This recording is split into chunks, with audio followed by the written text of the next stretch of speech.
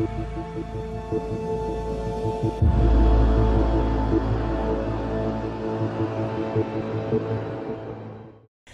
reviewer, good evening and welcome to Current Issue. With me tonight, our State Representative, Tim Greimel.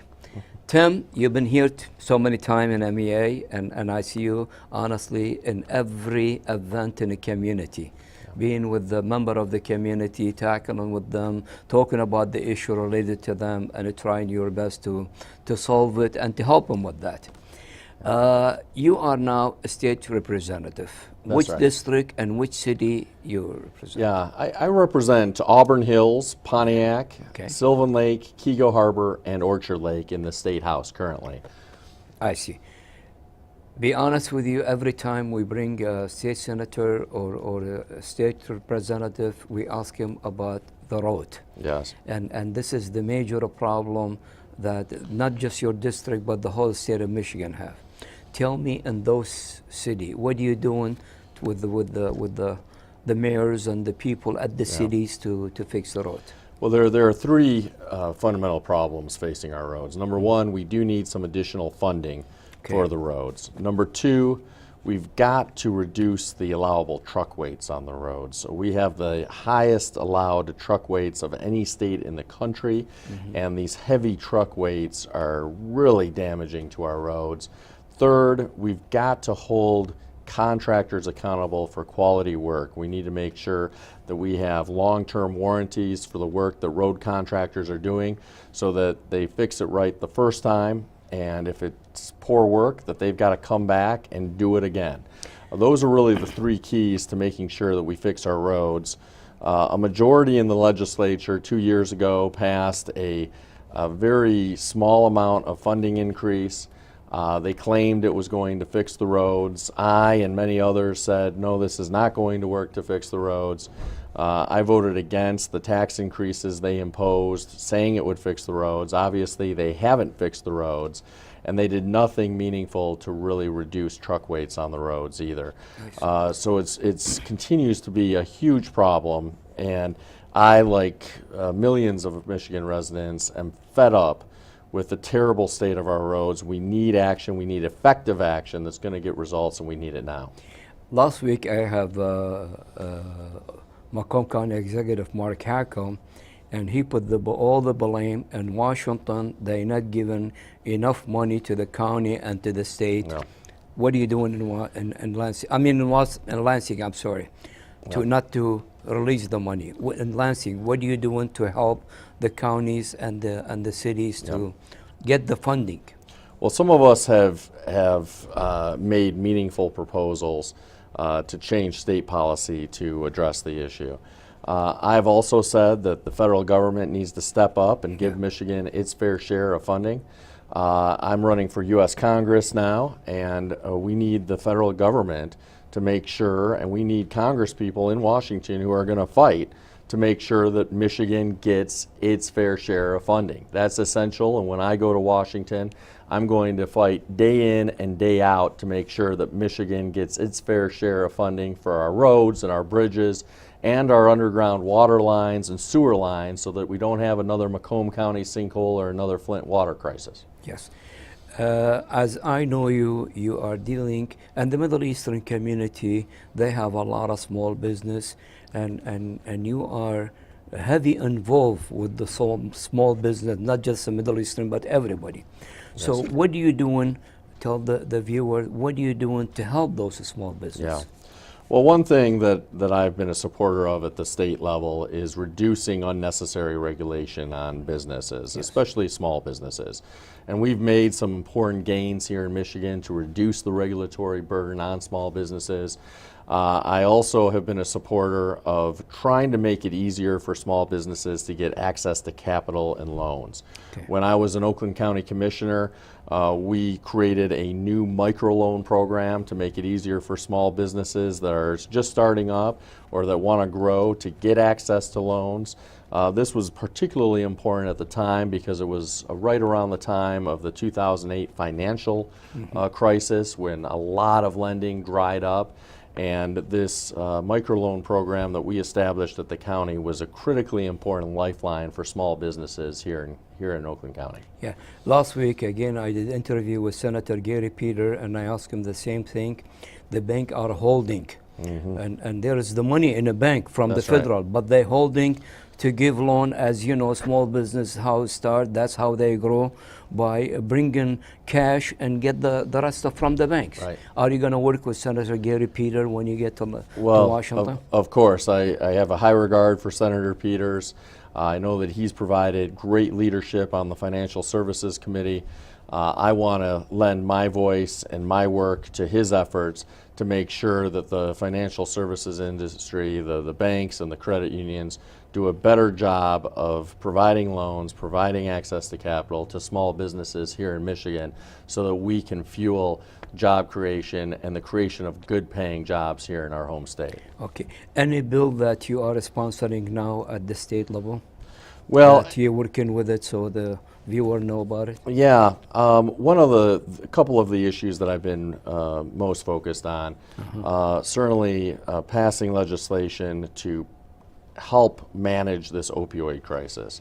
We put in place new regulations to crack down on the bad actors in the pharmaceutical industry, in the pharmacies. Most pharmacies act very ethically, of course, but there are some bad actors among pharmacies. There are some bad actors among doctors who run these pill mills. So we've passed legislation to crack down on them.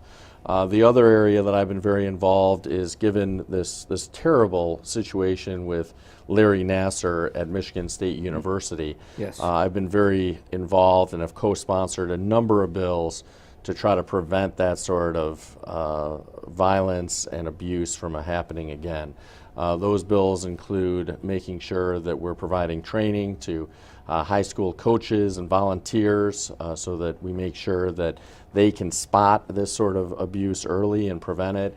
It includes protecting the identities of those who come forward and allege sexual abuse. It also would put in place an ombudsman to investigate activities and negligence at universities in the state. It's critically important that we do a better job of holding institutions accountable when they fall down on the job, like Michigan State did. Absolutely, and honestly, that's two things that great, and it's very important. And the opiate MEA on June 9, they're going to hold an event at St. Joseph Church. Opiate, we're inviting a few special agent in charge from the Homeland Security and DEA and doctors and all that, and definitely we're going to invite you to attend this. That would be great. It's becoming a very, very sad situation with the Middle Eastern community toward opiate. I know. I talked to the chief police of West of Bloomfield. He said right at this moment there is about 25 deaths. There is about 30, 40 in jail and another 30, 40 in rehab. So it's very sad situation, and we commend you for working in this. And of course, thank you. Now let's talk about election. Yeah. You're gonna run, and you're gonna be our congressman in Washington. Can you tell me first what district and what state cover that?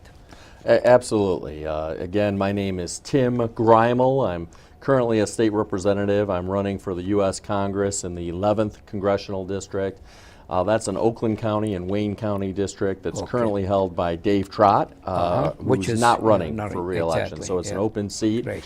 And what's the city? Yeah, so there are a lot of different cities in the district, but it includes Canton, Livonia, Plymouth, Northville, Novi, Milford, Highland, Commerce Township, part of West Bloomfield, Waterford, Auburn Hills, part of Rochester Hills, Troy, Clawson, Birmingham, and Bloomfield Hills. Wow, that's a huge area. It is and indeed. there is a lot of Middle Eastern community live in that. I could tell you there is about over 120 to 160,000 living in that area. Right. That's right. And you know, it's an important reminder of Southeast Michigan's diversity, of the diversity of our entire country, which makes us stronger and better as a country. And I've been gravely concerned and disturbed by some of President Trump's decisions. We've had a very successful system of legal immigration in this country. Yes. All four of my grandparents came here as immigrants. And that is what has made America a strong and great country for many generations. All the ethnic minorities. That's exactly Look at right. Michigan and nationwide. That's right. Yeah. Tell me, if you go to Washington, what's the major, I know it's a chaos. When I talked to Senator Gary Peter, I said, what happened in Washington? It's a chaos. Yeah. You know, every day something different and, you know, changing the mind and tweeting and all that. When you go to Washington, what do you have in mind? How are you going to serve the community? What's the issue that's important to you? Well, I think the biggest problem in Washington is that the far left and the far right spend all their time screaming at each other, and there aren't enough rational people who are pragmatic, working together, regardless of party, to reach real solutions for the problems we face as a country. Yes. And I am a Democrat. I served in the State House and have been there for 6 years. I served as the House Democratic leader.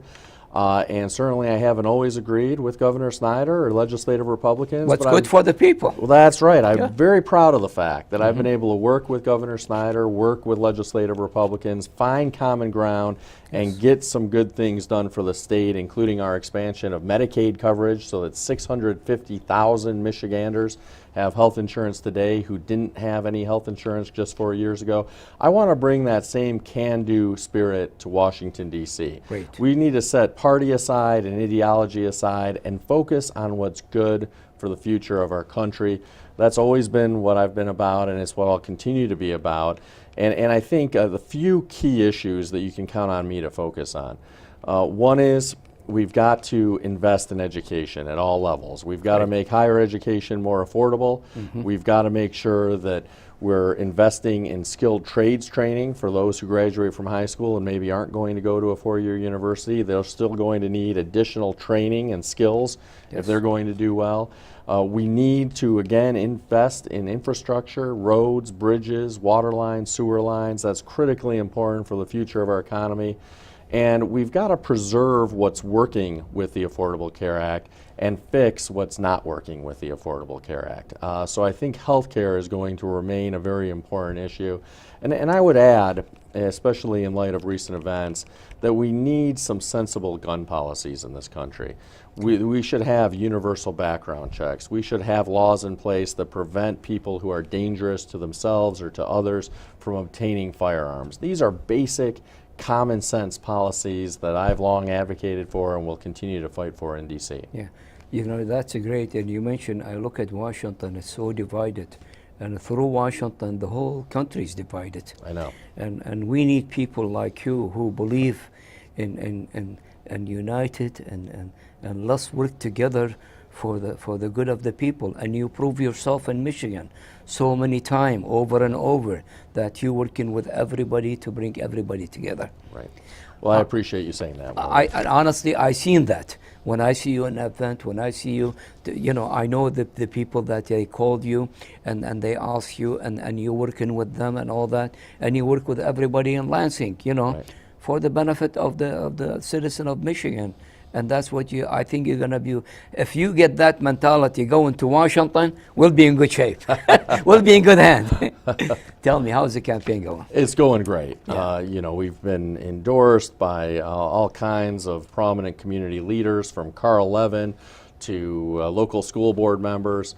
We've been endorsed by a lot of important constituency groups, from labor unions to the National Organization for Women, to a number of other important organizations, members of the business community, and most importantly, the volunteerism, the energy out there among voters and activists is dynamic. We have a lot of people volunteering on our campaign, and ultimately, this campaign is going to be won or lost based on grassroots efforts and based on it really being a campaign composed of people who are dedicated to the same vision for America that I have. Okay. Tim, in the past 3-4 years, the Middle Eastern, the Chaldean, and the Arab, they proved to everybody that they're going to vote. They're voting now. Right. 5 years ago, 10 years ago, not. They were given money, but today they vote. Give me a message from you, not just to the whole Middle Eastern community, Lebanese, Palestinian, Jordanian, Chaldean, Syrian, everybody. And in your district, there is that everybody. Right. What's your message to them? I think it's very simple. You can count on me to pursue policies that are good for small businesses here in Michigan and across the country. You can rely on me to make sure that we're focused on economic growth and making sure that every American and every Michigander has an opportunity to succeed and share in that prosperity. And part of that is making sure that we maintain an inclusive country, a country that continues to pride ourselves on immigration, on diversity. That is what has made America a strong and great country for many generations, and you can count on me to preserve those legal paths to immigration so that we can continue to grow and prosper together as Americans. Tim, thank you so much. Thank you, my friend. Thank you for the service you've been giving us in Lansing, defending the issue of the city that you represent, and I'm pretty sure you're going to take that to Washington. Good luck, and I'm inviting the Middle Eastern community to join your campaign, to work with you in your campaign. As you said, is going to come from the roots. That's and right. up, That's right. So I'm asking the community to do that for you. Well, thank you again. thank you again, Wally. You're welcome. Dear viewer, that was my interview with Tim Greimel. Right? Greimel. Yeah, Tim Greimel. Yep. Tim Greimel. He's our state representative. But we want to send him to Washington. We see in Washington undivided, and we need person like him to go to Washington and work on our behalf.